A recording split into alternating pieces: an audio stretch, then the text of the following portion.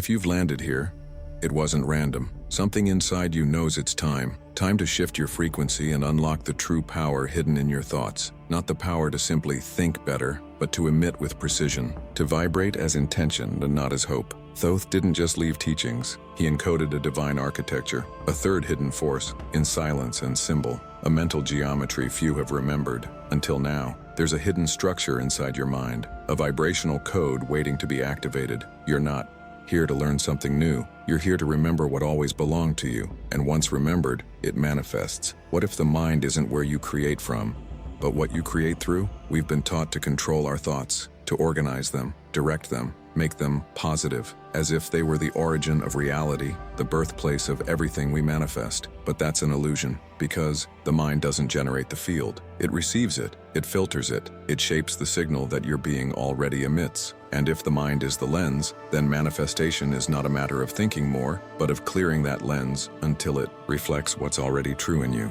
You've probably heard that everything is mind, but what Thoth taught is far more refined. Everything is mental, but the mind is a mirror, not a source. And mirrors don't project, they reflect. So here's the shift. You don't create with thoughts, you create with coherence. The thought is just the final ripple.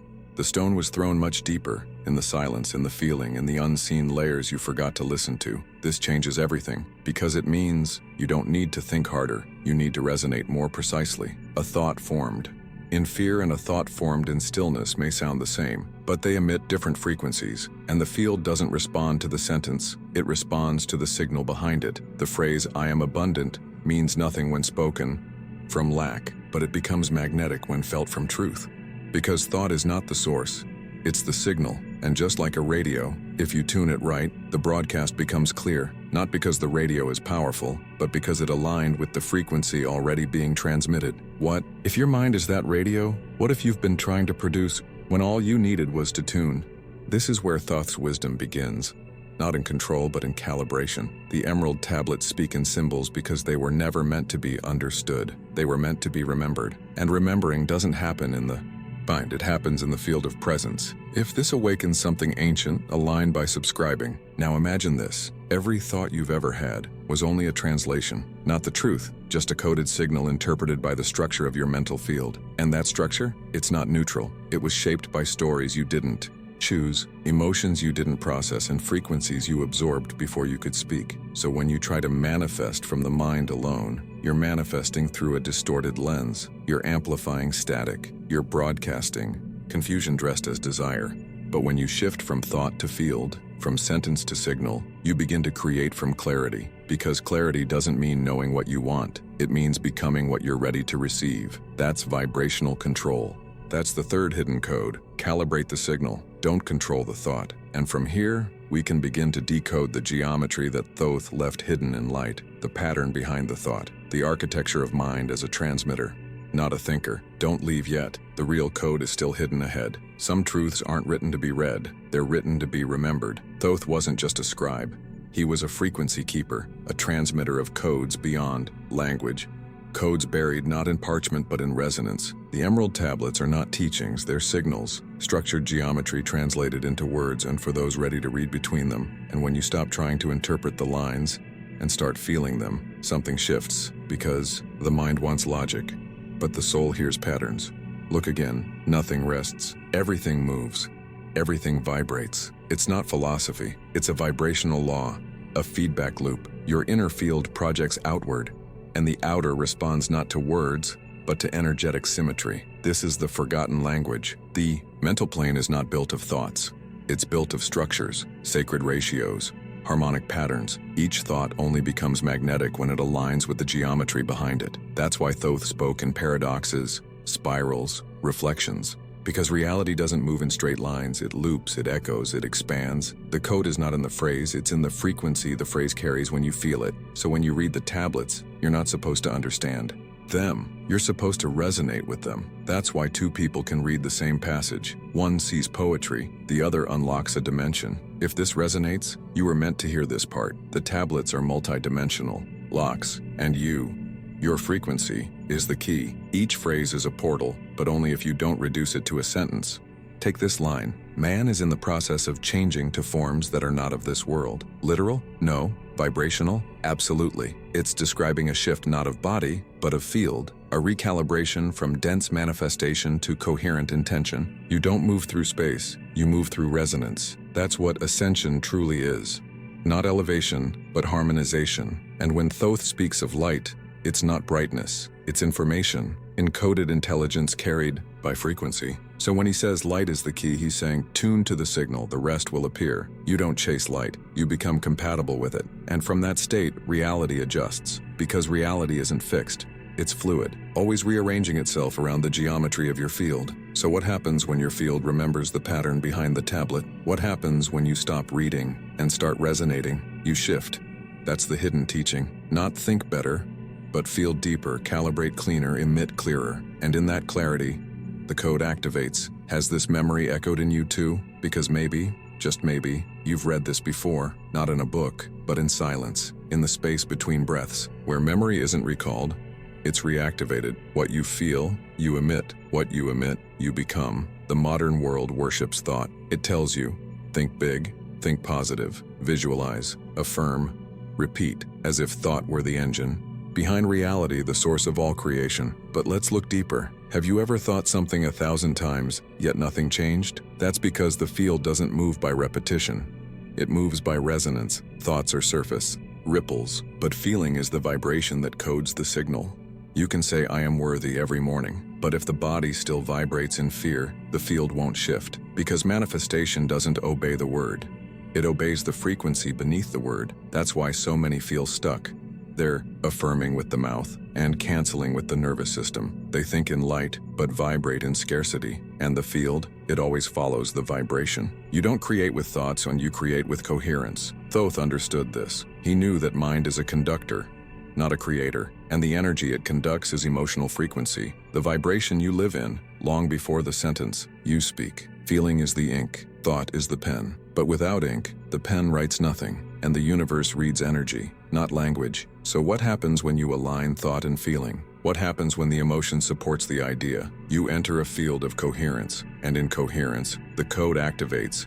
Coherence is not intensity, it's alignment, and that's the forgotten technology of manifestation. Not volume, not repetition, not speed, but internal harmony. Because the field doesn't amplify what you say louder, it amplifies what you feel longer. That's why stillness is powerful. Not because it's empty, but because it's stable. In stillness, the signal is pure, and purity of signal is what bends reality. Think of it like music. Two notes can sound similar, but only one will resonate in tune. Thought and feeling must harmonize. Otherwise, you're broadcasting noise and calling it clarity. The new mantra is not, I think, therefore I am. It's, I feel, therefore I emit. And what you emit, you become. That's the true engine of creation. That's why manifestation begins in the body, not in the brain, because the body is where emotion lives and where frequency anchors. So ask yourself, what do I feel when I think this? What part of me is carrying this signal? Am I emitting from desire or from coherence? If your energy aligned here, stay for the transmissions, because here's the truth. You don't have to force anything. You don't have to think better thoughts. You just need to feel the ones that are already aligned with your essence. And when you do, the field takes care of the rest, because manifestation is not a task, it's a consequence, and the only requirement is coherence. Before reality becomes visible, it becomes patterned. You were taught that thought is abstract, fluid, unshaped, spontaneous. But what if thought has structure? What if every idea, every intention carries a form before it finds matter? In the mental plane, form is born long before it appears. It begins as geometry, not visual but vibrational.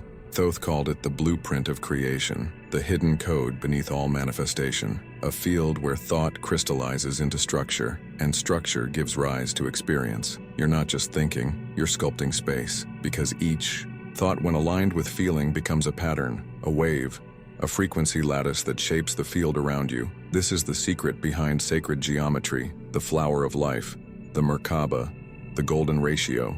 They're not symbols of spirituality, they're maps of vibration. They show how coherent thought emits coherent form, and incoherent thought, it creates distortion, fragmentation, repetition, chaos. That's why most manifestations feel scattered. Because the geometry of the mental field is out of alignment, the signal may be strong, but the shape is broken. So how do you shift this? Not by changing the thought, but by refining the pattern behind it. Your brain is an antenna, but your field is the architect, and the blueprint it follows is determined by what you feel in silence, not what you affirm, not what you visualize, but what you emit when you're not trying to emit anything, because geometry doesn't lie. It reflects the state of the emitter. Imagine a thought as a sound wave. If your emotional field is clear, the wave is harmonic. It travels far, undistorted. But if the field is full of static, fear, doubt, resistance, the wave collapses. It never reaches form. That's why manifestation often feels blocked. Not because you're thinking wrong, but because your mental geometry is dissonant. And here's the revelation. Clarity is a shape. Peace is a shape. Confidence is a shape. Even abundance has a vibrational structure. Thoth taught this not through commandments, but through form. The tablets themselves are geometrically encoded, not just in words, but in rhythm, cadence, symmetry. So when you read them, you're not just reading text, you're interacting with a pattern, a harmonic field disguised as language. If this structure feels familiar, it's because you've carried it before. And now, the real work begins. Tuning your geometry, feeling your shape, emitting not a wish, but a waveform. This is vibrational control, not through thought, but through form alignment. Because manifestation is not attraction, it's congruence, and congruence is geometry in motion. So ask yourself, what structure is your mind broadcasting right now? Is it spiraling, fragmenting, centering, expanding? Because every reality you experience began as a shape inside you. And when that shape changes, so does everything around it. Reality is not personal, it's responsive. There is no such thing as a neutral reality. Everything around you is responding, not to your wishes, not to your thoughts, but to the frequency you hold the longest. Manifestation is not a reward, it's a mirror, a reflection of your inner broadcast, shaped by the tone, the rhythm, the geometry of your emotional field. You don't manifest what you want. You manifest what you are in vibration, and what you are is not an idea, it's a signal. One you've been emitting with every breath, every hesitation, every moment of certainty or doubt. What you feel, you emit. What you emit, you become. That's the law, not as punishment, but as precision. Because the field doesn't punish or bless, it simply reflects. It receives the signal and forms around it. Just like water shaping itself around sound. Clarity forms patterns. Confusion creates noise. So if your life feels chaotic, it's not a message from the outside. It's a mirror from the inside. The external world isn't reacting to your effort. It's reacting to your coherence. And coherence isn't about perfection. It's about stability. A frequency held long enough becomes a form. That's why change often feels slow. Not because it takes time, but because it takes stability. If you emit joy for 2 minutes and fear for 20, the field doesn't average them. It mirrors the strongest signal. So here's the shift. Instead of asking, what do I want to manifest? Ask, what signal am I stabilizing right now? Because the signal always precedes the form. And when the signal shifts, the form must follow. You don't force reality, you form it from the inside out. This is the secret Thoth buried not in ink, but in energy. That manifestation is a side effect, a shadow of frequency, a shape made visible. So if you want to change what you see, you must change what you are in vibration. That's the real work. And it happens in silence, in presence, in the moment you stop trying and start emitting with congruence. And here's the paradox. When the emission is pure, the desire dissolves, because you become the very thing you were chasing. That's why the ancient ones said, act as if, but they didn't mean pretend. They meant emit as if, vibrate as if, live from the frequency, not toward it. And the form will shape itself accordingly. There's no delay, only alignment, because the force that forms the form is not outside you. It's you. When you stabilize who you already are, you don't rise to your frequency, you return to it. Raise your vibration. How many times have you heard that? As if the goal were to escape where you are, to push higher, to force good vibes, to leave behind anything that feels dense, heavy, human. But vibration isn't altitude, it's alignment. And alignment doesn't require climbing, it requires synthesis. To synthesize means to bring into harmony, to unify all the parts, not reject the ones that feel low, because you don't create from what you suppress, you create from what you stabilize. So if you try to vibrate higher by denying your sadness, your fear, your confusion, You build frequency on fragmentation, and coherence can't live in fragmentation. Thoth knew this. That's why his teachings weren't about escape. They were about integration. He spoke of light not as something to chase, but something to stabilize within. Because true frequency doesn't fluctuate with mood. It remains through storms. That's why peace is so magnetic. Not because it's high, but because it's stable. Stable frequency emits consistent signal, and consistent signal manifests. So the real question isn't, how do I raise my frequency? It's, what am I fragmenting that wants to be included? Because every rejected part of you continues to emit, silently, incoherently, distorting the field. You don't need to get rid of it. You need to include it in a larger harmony. This is synthesis. It's the alchemy of emotion into signal, and that's what creates the vibrational signature the universe responds to. Not perfection, not positivity, but coherent wholeness. And coherence isn't stillness, it's resonance among moving parts. Your sadness, when honored, becomes depth. Your fear, when seen, becomes precision. Your anger, when transmuted, becomes power. And all of it, when synthesized, becomes frequency. So let go of the pressure to rise. There's nothing above you. The source is within, waiting to be calibrated, not climbed. If this dissolves the pressure in you, breathe and stay, because when you stop climbing, you stabilize, and when you stabilize, you emit. And from that stable, whole, coherent frequency, reality arranges itself, not to reward you, but to reflect your synthesis. You're not learning, you're remembering, and what you remember becomes real. There's a quiet truth echoing beneath your thoughts. You've been here before, not in place, in frequency, because the codes we're speaking of, the geometry, the resonance, the signal behind thought, they're not new, they're yours. You didn't come here to acquire them, you came here to remember. And remembering doesn't happen in the mind, it happens in the field, in the stillness. In the moment when everything slows down just enough for you to feel, I've known this all along. That's not imagination, it's reactivation. Thoth's teachings aren't foreign wisdom, they are inner architecture, already installed, just dormant. You don't need to read more, you need to align more, because the codes don't come from outside, they awaken from inside. You're not remembering, you're reactivating. That's why the tablets feel familiar, not because you studied them, but because you vibrated near them in lives unspoken and dimensions unnamed. And when you feel this, when your chest expands and your mind softens, you're not being convinced, you're being reawakened. It's not a new truth, it's an old echo returning home. And this echo carries instruction, not in words, in frequency commands, the kind that move your body before your mind agrees, the kind that shift your choices before your thoughts catch up. Have you felt that? A sense that you don't know why, but you know it's time? That's the signal. That's the field reactivating. Not an idea, but a permission, a silent unlocking of something that was waiting for you to be still enough to say yes. Has this memory echoed in you too? Because this is not just about manifestation, it's about identity, the kind that doesn't need proof, just resonance. You don't become your future self. You remember your original frequency, and from that memory, you align with what was always waiting. That's the shift, not towards something new, but into something ancient, still vibrating beneath your distractions. You don't need to figure it out, you need to listen. And let the field reassemble around your original signal. That signal is not a thought, it's a signature, a vibrational fingerprint that only you can emit.